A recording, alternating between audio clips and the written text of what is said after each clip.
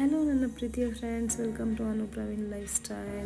Friends ನೋಡಿ, ಮೋಡ ಎಷ್ಟು ಚೆನ್ನಾಗಿದೆ. ನನಗೆ ತುಂಬ ಇಷ್ಟ ಈ ಥರ. ಹಂಗಾಗಿ ಒಂದು ಚಿಕ್ಕದಾಗಿ ಕ್ಯಾಪ್ಚರ್ ಮಾಡ್ಕೊಂಡಿದ್ದೀನಿ. ಇದು ಗೌರಿ ಹಬ್ಬದ ದಿನದ ವ್ಲಾಗು ಫ್ರೆಂಡ್ಸ್. ಗೌರಿ ಮತ್ತು ಗಣೇಶ ಎರಡು ಹಬ್ಬದ ದಿನದ ವ್ಲಾಗ್ ಆಗಿರುತ್ತೆ. ನನ್ನ ಮಗ ಪೂಜೆ ಮಾಡಿಕೊಡ್ತಾ ಇದ್ದಾನೆ, ಹೆಲ್ಪ್ ಮಾಡಿಕೊಡ್ತಾನೆ. ಅವ್ನು ಯಾವಾಗಲೂ ನಂಗೆ ಖುಷಿ ಆಗುತ್ತೆ ಅವ್ನು ಪೂಜೆ ಮಾಡೋದು. ಅವನಿಗೆ ಹೂವು ಜಾಸ್ತಿ ಕೊಡಬೇಕು. ತುಂಬ ಚೆನ್ನಾಗಿರುತ್ತೆ ಅವ್ನು ಮಾಡೋ ಪೂಜೆ ನೋಡೋಕ್ಕೆ. ಮಕ್ಕಳು ಮಾಡೋದಲ್ವಾ, ಇಷ್ಟ ಆಗುತ್ತೆ ನನಗೆ. ಜೊತೆಗೆ ಫ್ರೆಂಡ್ಸ್, ನಾನು ಇದನ್ನು ಲೇಟಾಗಿ ಅಪ್ಲೋಡ್ ಮಾಡ್ತಿದ್ದೀನಿ. ನನಗೆ ಹೆಂಗೆ ಅಪ್ಲೋಡ್ ಮಾಡಬೇಕು ಅನ್ನೋದೆಲ್ಲ ಗೊತ್ತಿರಲಿಲ್ಲ. ಅದೆಲ್ಲ ತಿಳ್ಕೊಂಡು ಮಾಡ್ತಾ ಇರೋದ್ರಿಂದ ದಿನಗಳು ಸ್ವಲ್ಪ ಕಳೆದೋಗಿದೆ. ಪ್ಲೀಸ್ ನನಗೆ ಸಪೋರ್ಟ್ ಮಾಡಿ, ನನ್ನ ವೀಡಿಯೋಸ್ನ ನೋಡಿ. ನಾನು ಲೇಟಾಗಿ ಹಾಕಿದ್ದೀನಿ, ಬೇಜಾರು ಮಾಡ್ಕೋಬೇಡಿ. ನಾನು ಕಂಪ್ಲೀಟ್ ವೀಡಿಯೋನ ನೀವು ನೋಡಿ ನಂಗೆ ಸಪೋರ್ಟ್ ಮಾಡಿ ಪ್ಲೀಸ್.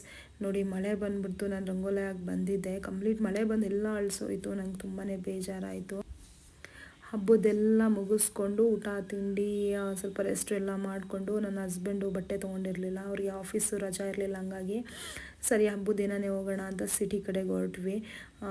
ಅಷ್ಟರಲ್ಲಿ ನಾವು ಕಾರ್ ಪಾರ್ಕಿಂಗ್ ಮಾಡಿ ಬರೋ ಅಷ್ಟರಲ್ಲಿ ಆನೆಗಳೆಲ್ಲ ಅರಮನೆಗೆ ಹೊರಟಿದ್ವು. ನಮ್ಗೆ ತುಂಬ ಖುಷಿ ಆಯಿತು. ಸದ್ಯ ಒಳ್ಳೆ ಟೈಮಿಗೆ ಬಂದ್ವಿ ಅಂತ ಅದಕ್ಕೆ ಒಂದು ಸಣ್ಣದಾಗಿ ಕ್ಯಾಪ್ಚರ್ ಮಾಡಿಕೊಂಡೆ. ಡೈಲಿ ರೋಡಲ್ಲಿ ಕರ್ಕೊಂಡು ಬಂದು ಪ್ರಾಕ್ಟೀಸ್ ಮಾಡಿಸ್ತಾರೆ, ಕರ್ಕೊಂಡೋಗಿ ಕರ್ಕೊಂಡು ಬರೋದು ಮಾಡ್ತಾರೆ. ಆನೆಗೆ ಪ್ರಾಕ್ಟೀಸ್ ಆಗುತ್ತೆ.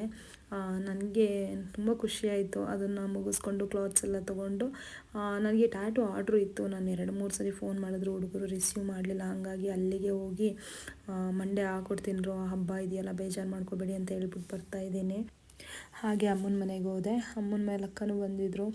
ಅರಿಶಿನ ಕುಂಕುಮ ಎಲ್ಲ ತೊಗೊಂಡು ಅಮ್ಮನ ಹತ್ರ ಸ್ವಲ್ಪ ಎಲ್ಲರನ್ನೂ ಮಾತಾಡಿಸ್ಕೊಂಡು, ಆವತ್ತು ಲೇಟ್ ಆಗೋಯಿತು. ಹಾಗಾಗಿ ಅತ್ತೆ ಮನೆಗೆ ಹೋಗೋಕ್ಕಾಗಲಿಲ್ಲ, ಮನೆಗೆ ಹೊರಟ್ವಿ. ಮತ್ತು ಇದು ನೆಕ್ಸ್ಟ್ ಡೇ ಗಣಪತಿ ಹಬ್ಬದ ವ್ಲಾಗು. ಅತ್ತೆ ಮನೆಗೆ ಹೋಗ್ಬೇಕಿತ್ತಲ್ಲ, ಸಂಜೆ ಆಯಿತು. ನಮ್ಮದೆಲ್ಲ ಊಟ ತಿಂಡಿ ಹಬ್ಬ ಎಲ್ಲ ಮುಗಿಸ್ಕೊಂಡು ಅತ್ತೆ ಮನೆಗೆ ಹೊರಟ್ವಿ. ನನ್ನ ಮಗ ಕ್ಯಾಪ್ಚರ್ ಮಾಡ್ತಾಯಿದ್ದಾನೆ ನೋಡಿ. ಅವನು ಯಾವಾಗಲೂ ಹಿಂಗೆ ತರಲೆ ಮಾಡೇ ಕ್ಯಾಪ್ಚರ್ ಮಾಡೋದು. ಆಟ ಆಡಿಸ್ತಾನೆ ನನಗೆ. ಅತ್ತೆ ಮನೆಗೆ ಅಕ್ಕ ನಾವಿಬ್ಬರು ಹೊರಟ್ವಿ.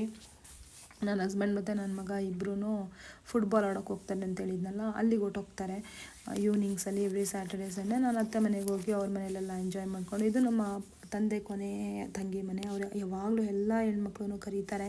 ಎಷ್ಟು ಜನ ಇದ್ದೀವಿ, ಅಕ್ಕನ ಮಕ್ಕಳು ಅಣ್ಣನ ಮಕ್ಕಳು ಎಲ್ಲರನ್ನೂ ಕರೆದು ಅರಿಶಿನ ಕುಂಕುಮ ಕೊಡ್ತಾರೆ. ಹಾಗಾಗಿ ನಾವು ಅವ್ರ ಮನೆಗೆ ಹೋಗಿ ಎಲ್ಲರೂ ಅವ್ರು ಏನೇನು ಕೊಡ್ತಾರೆ ಎಲ್ಲ ತಿಂದ್ಕೊಂಡು ಮಜಾ ಮಸ್ತಿ ಮಾಡಿಕೊಂಡು ಪೂಜೆಗೆ ಅಂತ ಹೊರಟ್ವಿ ಅವ್ರ ಮನೆ ಹತ್ರನೇ. ಅಷ್ಟರಲ್ಲಿ ನನ್ನ ಹಸ್ಬೆಂಡ್ ಫೋನ್ ಮಾಡಿದ್ರು, ಚಂದ್ರ ನೋಡ್ಬಿಟ್ಯಾ ಅಂತ. ಮನೆಯಿಂದ ಆಚೆ ಬರ್ತಿದ್ದಂಗೆ ನನಗೆ ಕಾಯ್ತಾ ಇತ್ತು ಚಂದ್ರ. ಸರಿ, ದರ್ಶನ ಆಯಿತು ಇವತ್ತು ನನ್ನ ಕತೆ ಅಂದ್ಕೊಂಡು ಪೂಜೆ ಎಲ್ಲ ಮುಗಿಸ್ಕೊಂಡು ಅಕ್ಕ ಅಲ್ಲೇ ಇರ್ತೀನಿ ಅಂದರು. ನಾನು ಒಬ್ಬಳೇ ವಾಪಸ್ ಬಂದೆ ಮನೆಗೆ.